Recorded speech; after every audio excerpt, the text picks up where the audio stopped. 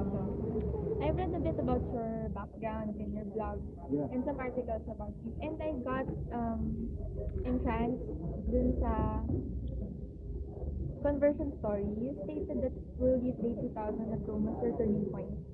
Na you most definitely encountered God. Can you elaborate on the story? I read that you prayed tentatively for a sign that God existed. And you said you'd never felt so joyful in my lifetime. Can you elaborate on that story? Trying to explain what it was like encountering Christ for the first time is sort of like me trying to explain what it was like holding my son for the first time.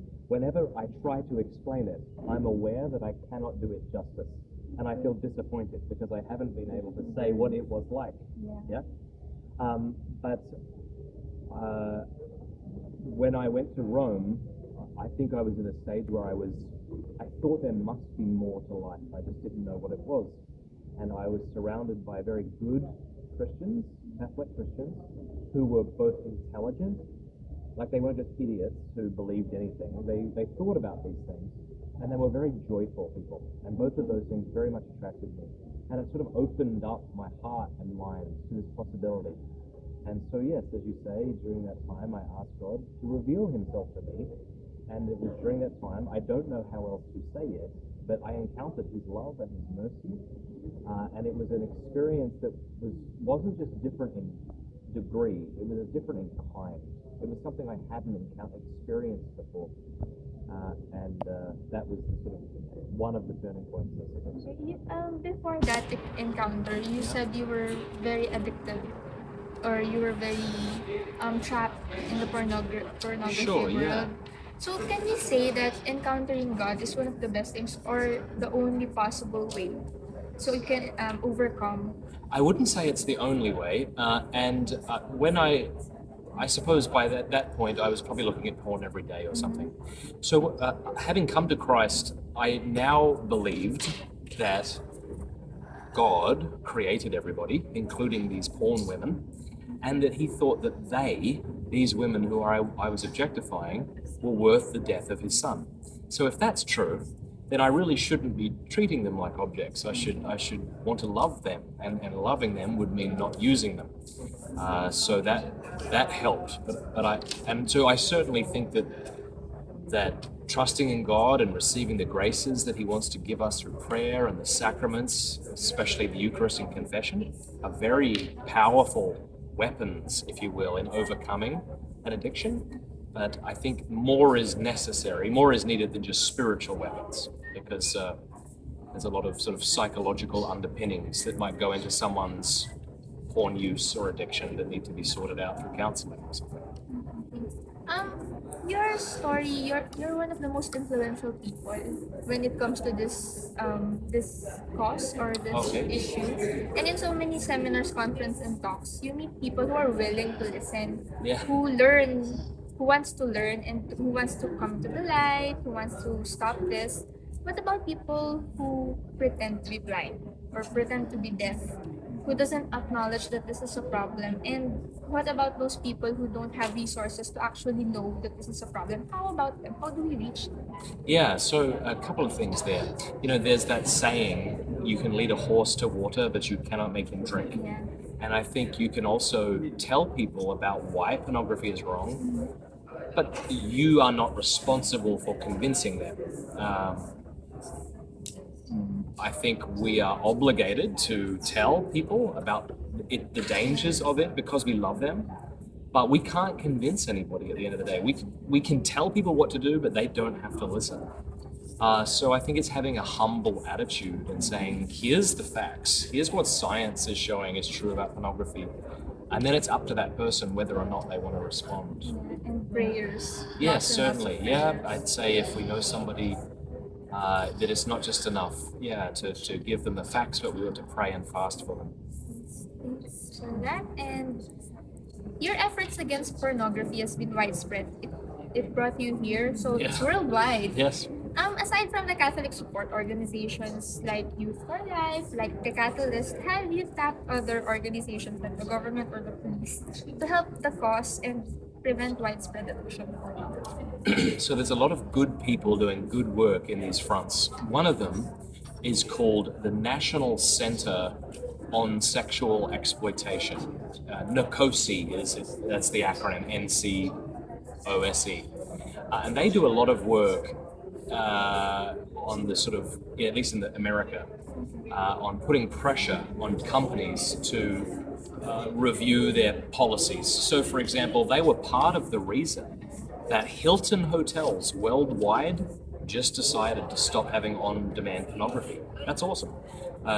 Google decided a couple of years ago that they would have no pornographic content on their store, on their what's it called, the Google shop or the Google store, I forget what that's called. So they are putting pressure on these companies. So work is being done there on the legal level. That's awesome to hear. Yeah, and there's Really so many awesome. different facets, because one of the things that fuels sexual trafficking is pornography. Not only does pornography fuel sexual trafficking, but it is in some cases documented evidence of it, since sexual trafficking is when a sexual act is brought about by force, fraud, or coercion. That's the definition. And often, pornographic scenes are enticed, brought about by force, fraud, or coercion. And so sometimes we might look at pornography and tell ourselves we're being gentlemanly, but what we're really watching is the rape of another human being. And so there's a lot of good work being done in that area too. Not enough though, so we always need more people helping.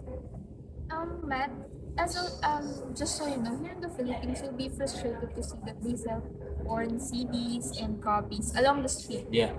Besides being accessible online, the temptation is also lurking offline. And it's everyone's problem. We all know that. So is poverty and corruption and crime. But what can we say to convince the people, especially the youth, like in layman's term, how can we convince that it's a very alarming and disturbing issue, or that the effects will be really gruesome? Pornography? Yeah. So let me respond to one thing. Sometimes people will say this. They'll say, listen, aren't there other things you should be getting upset about? Look at the poverty, look at this, and you're talking about pornography. I've never found that argument convincing. Just because there might be more important issues doesn't mean we shouldn't address less important issues. Do we all have to be equally upset about this one most important issue? No, I think it behooves all of us to respond as we can to injustice wherever we see it. And I think pornography is an injustice. And I think there's a number of reasons to think that.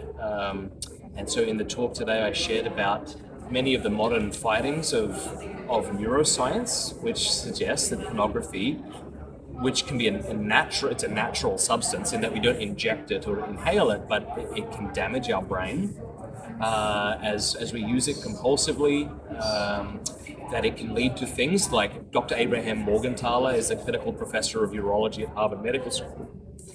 He's talking about, he's not a Christian, he's talking about porn-induced erectile dysfunction. So there's this growing epidemic of college-age men in the States and maybe here and elsewhere who are on Viagra and pills to try and maintain an erection because they can't anymore, because they've become so used to cyberspace, celluloid, that they don't know how to encounter a real person. So there's lots of things we could say. I could speak all day about the negative effects of pornography, but I think we have to attack it from every angle we can, not just the moral, but the medical, the social, the neurological. Yeah. Just a segue. Did you know that Playboy magazine confirmed that they would not have nude photos in their following issues? What can you say about that? Yeah, I wasn't thrilled. A lot of people were sort of saying, yay for humanity, look how moral. It wasn't a moral decision as much as it was an economic business decision. I think one thing that Playboy will teach us is that it's one is able to objectify and dehumanize women without making them completely naked, and that's what we'll continue to see through Playboy.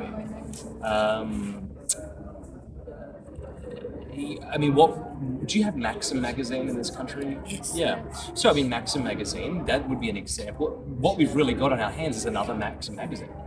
And what's going to happen is, because it's no longer nude, maybe, I don't know, they might be selling it to under 18s, but it'll become more socially acceptable. So, I mean, it's yes, you can still objectify the human person without stripping them completely naked and having them pose for sexual acts. So the things that they might portray might be less bad, maybe, I don't know, they might be less bad, but less bad doesn't mean good. It's so bad. Yeah. Okay, for this last part, can you look at the camera and just talk to the people who will be watching this? Encourage them if they're into pornography or not. Yeah. Encourage them to at least play their role, play their role in this issue, in this cause. We'll be publishing articles and video blogs about this, and you might want to encourage the people Okay, who will yes. be watching. So I would say if you're a man or a woman who looks at porn, just to know that you're not alone, that pornography has become so accessible and anonymous and affordable thanks to the internet that many people are finding themselves caught up in pornography. And sometimes they like the pleasure it gives, but at the same time, they don't like who they're becoming because of it. And so I just want to encourage you and say, you don't have to be who the porn industry wants you to be. You can be who you want to be. And so the way to do that is just to have the humility to say, look, I need to change, and then to reach out and seek that change. Because what you're going to find is there's an army of people who are just sick and tired of porn, and they want to do better things with their lives, more beautiful things with their lives. They want more beautiful love lives. And you can have that. And you don't need to be ashamed. You don't need to live in the darkness. And that no matter how far you've gone, no matter what you've seen, no matter what you want to see, to realize that you aren't your mistakes, that you aren't the bad things you've done, that God loves you, and that mercy is available to all. One thing I'd suggest is to go to my website, theporneffect.com, and you can get a whole lot of resources that'll help you in the fight against porn.